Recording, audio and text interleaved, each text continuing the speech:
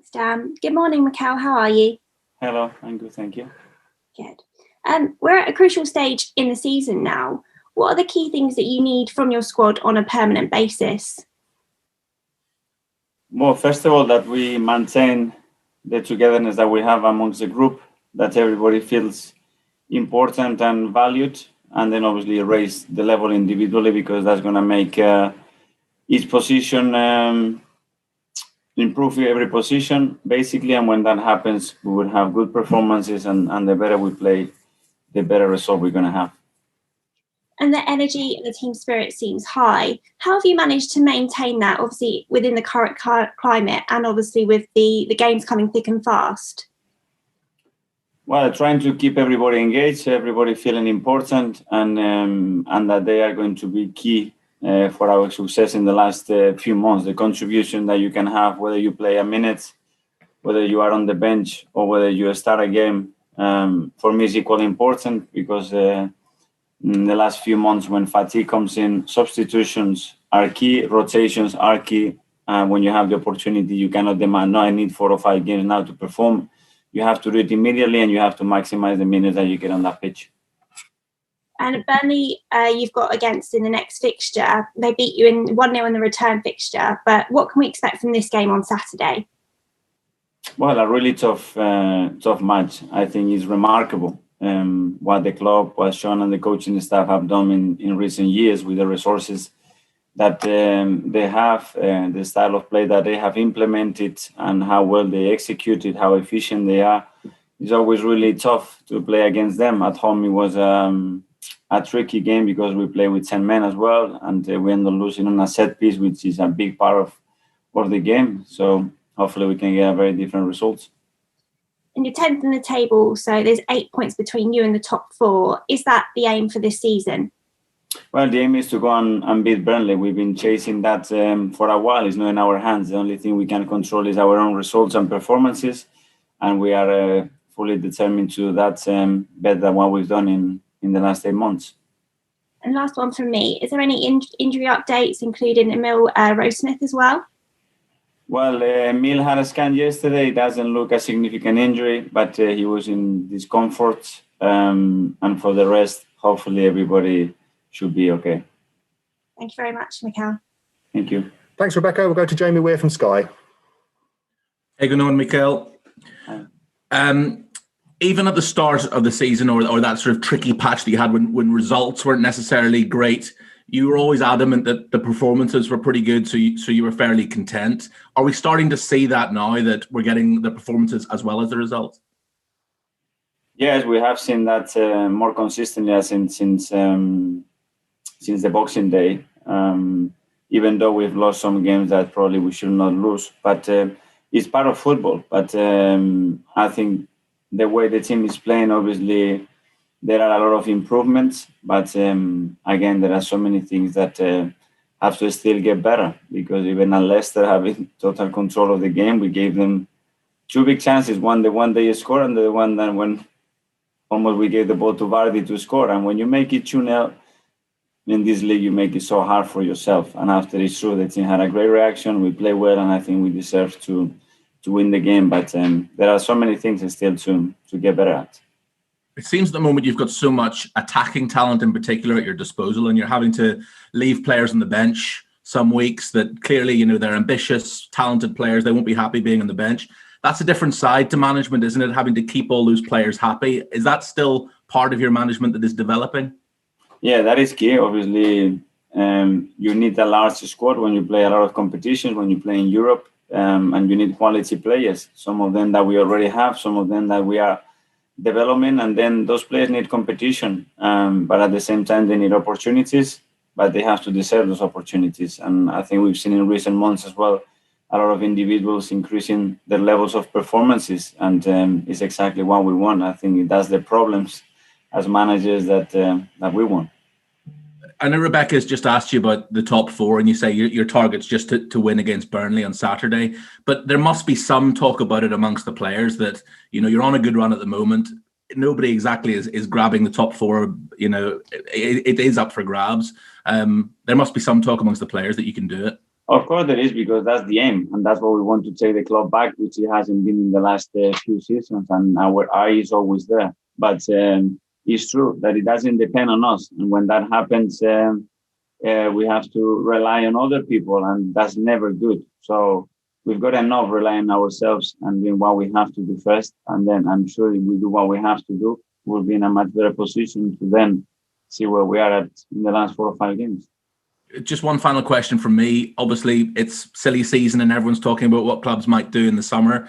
Not expecting you to give me any names, obviously, but are you expecting to have quite a bit of turnaround in the summer, a bit of a clear out and a few new players coming in? Well, we will see. Obviously, we are planning what is going to happen in the summer. It will depend as well where we finish, how we finish. In some cases, I think what we had to do in December is unprecedented. A club of this stature, to do the amount of transactions that we have to make, it tells you as well where we are. But I think it was very much needed, and you want to improve, you want to do that.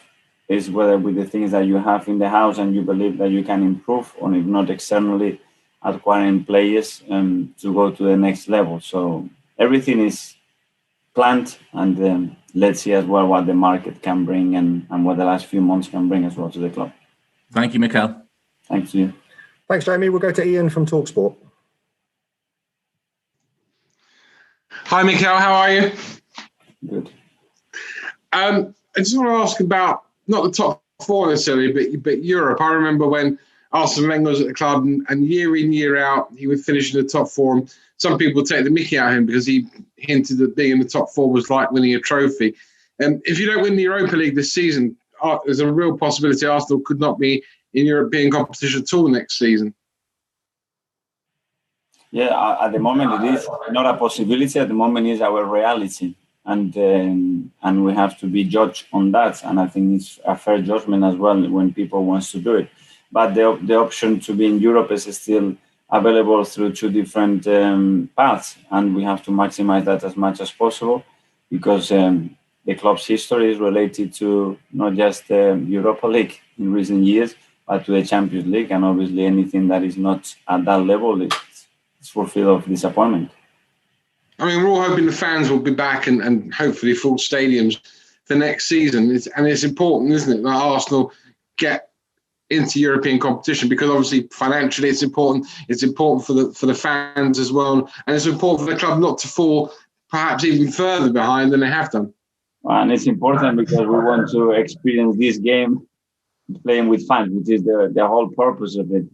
And me personally, having the joy and how lucky I feel to be the manager of this football club, I want to feel the fans in our stadium. I have to have that feeling that the chemistry that we can create with them and play for them, and the team transmit to the fans, and the fans transmit to our team the passion that they have for this club. And at the moment, that piece is missing. I'm missing it personally a lot, and I'm sure that the players are doing the same. So hopefully everything will be back to normal next season if everything goes in the right direction. And obviously, as you mentioned, financially, obviously, it's going to be a huge cost as well. Your captain at Leicester was Alexander Lacazette, and he put in a good display. But it looks like he's going to be leaving in the summer. He's got a contract with us. He played really well the other week. It's exactly what we demand him to do. I am really happy with him, and the discussions about his contract would happen soon, and we will see what happens. You're hoping, like Aubameyang, he's definitely going to stay then? Well, I'm hoping that the players I have with contract are going to continue with us, and after every case is going to be different, and we will assess that and we'll make decisions in relation to that. My final question, obviously your great friend Pep Guardiola, your old club Manchester City, are homing in on a world record of winning 25 matches in a row, up to 21 now. It's a rather mischievous question, so forgive me. What would be the greater achievement this season? If City break that record and get more than 100 points again, or Arsenal's invincible season? I don't think we need to compare. I think what City is doing under Pep is phenomenal, not this season, but the season that they've been together. To sustain that level of perfection, to sustain that hunger, and the level of the way that they play football is a joy to watch. And we all have to be grateful that in this country we have the joy to experience something like that, because it's not about the way they play, it's the character that team shows, the spirit that it shows, the hunger, and not with the ball. I think the best example is these players with the ability that they have, how they chase that ball when they lose it. I think that's remarkable, and Pep has done that at every club, and I think it's a joy to watch that team play. Brilliant. Thanks, Mikel. Good luck at Burnley. Thank you. Thanks, Ian. We'll go to George from the BBC. Thanks, Dan. Hello, Mikel. Hi. Mikel, in your experience as a player and as a manager now, do you think this Man City team is possibly the Premier League's best ever? Because you've been in the Premier League a long time and there's not a team like this at the moment, is there? No, with the maturity that they've showed and obviously the way the team has evolved in recent years, I would say in this moment is the best, but obviously to probably say is the best ever. Now they have to win everything like that team did a few years ago when they got the 4 domestic competitions. If you add to that the Champions League, then I think there is no question because nobody's done it. Why does everyone hate playing Burnley? What is it about going to Turf Moor that no managers enjoy? I don't hate. I quite enjoy it because it's what the Premier League is about. Is going into those grounds and making it happen and being able to compete against a style that it's very defined and that they execute to perfection. And that's big credit to them. There is not 1 or 2 ways to play football. There's many ways to do it. They do it within the rules. There is nothing that they do outside the rules, and they do it really well. And I think from my side, they merit much more credit for what they do than when they sometimes do. I think it's admiration as a coach to get the best out of that group of players, the resources that you have as a club, to create the atmosphere that they do at that stadium. It's all credit to them because they believe in what they do, and I think that's really nice for English Premier League.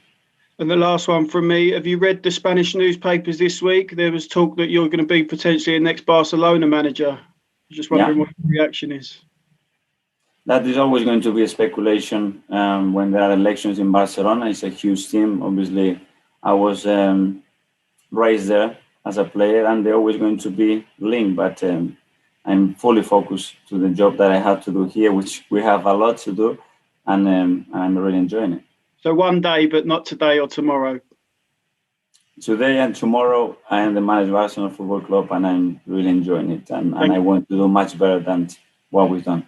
Thank you. Thanks to you. Thanks, George. We'll go to Mark from PA.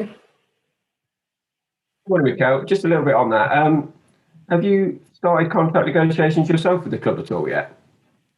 Sorry, I cannot hear you, Mark. Sorry, have you started contract negotiations with the club at all? No. Is that something you'd like to do over the summer? Because you'll go into 2 years left, I believe. We are in the middle of the season, Mark. We have a lot to play for, and at the moment, it's not a priority. I think that's okay. I still have a contract here.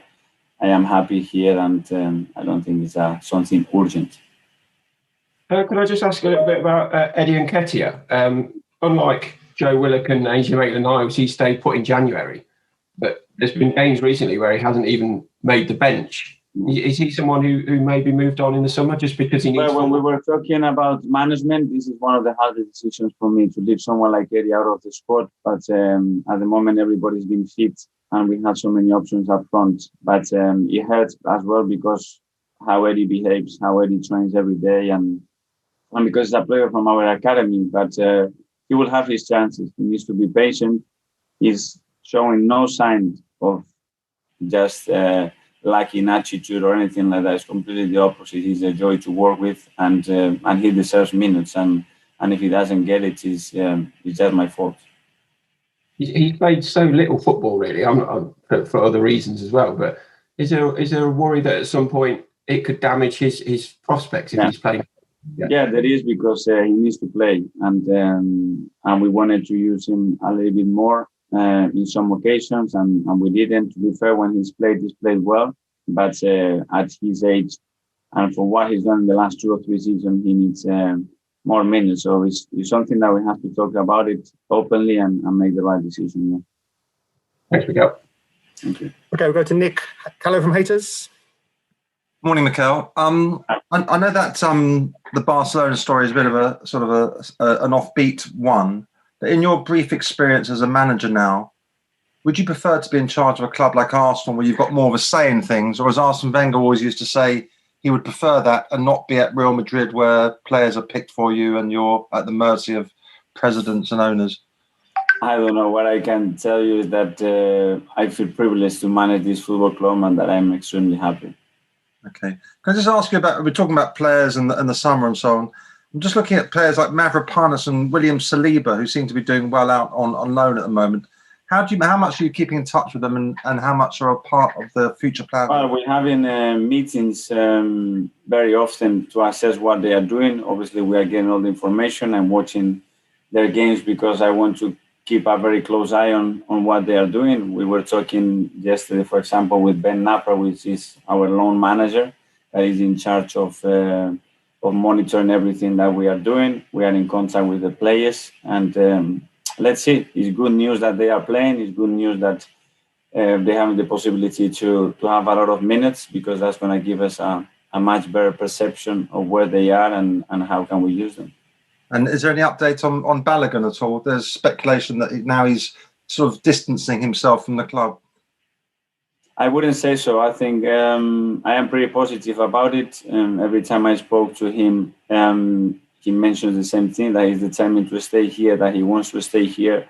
We have some really positive conversation with his agent as well. Edu is in charge of that. He's been spending a lot of time and energy to try to get that deal happen, because it's important for us to keep our talent in the house, and I can guarantee that we're doing everything we can to keep him. Okay, and just finally, Gareth Southgate was saying some nice things about Bukayo Saka and Emil Smith-Rowe yesterday when he was doing an interview. Has he been on to you to ask you about the progress of those players, in particular Smith-Rowe?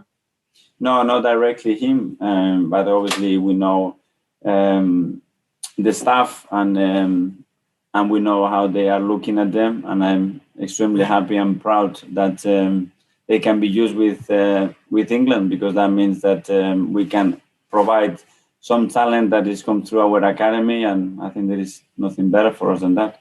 Okay, cheers. Thanks for your time. Cheers. Thank you. Thanks, Nick. That was all for 10 o'clock this morning.